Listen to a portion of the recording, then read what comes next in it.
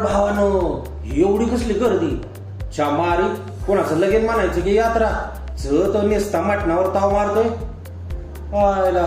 हे तर परशुराम वाघमोडे यांच्या आईसाहेब खानावळीतलं जेवण तांबडा पिवळा रस्सा बोकडाच्या मटणाच्या फोडी सोबत आईच्या हातच्या चवीची आठवण करून देणारी चुलीवरची भाकरी लाल भडक लज्जतदार तांबड्या रश्श्याची तरी आणि गरमागरम बिर्याणी भात तोंडी लावायला कांदा आणि लिंबू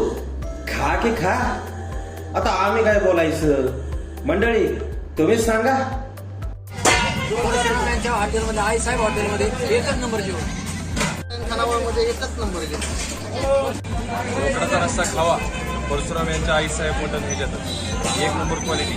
उत्कृष्ट दर्जा परशुराम आईसाहेब खानावळीचा नादच नाही करायचा परशुराम यांच्या आईसाहेब खानावळीचं जेवण फर्स्ट क्लास एक नंबर मटणाच्या फोडी तांबडा पिवळा रस्सा वजडी फ्राय भाकर आणि भात हे पहा तयार झालं बोकडाच्या मटणाचं ताट परशुराम बबन वाघमोडे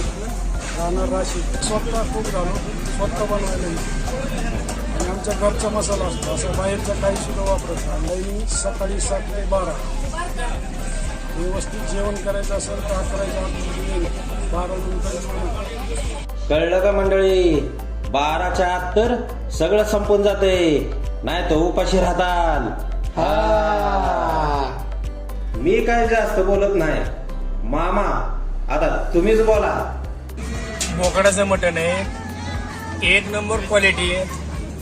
आणि जेवण करायला इथंच या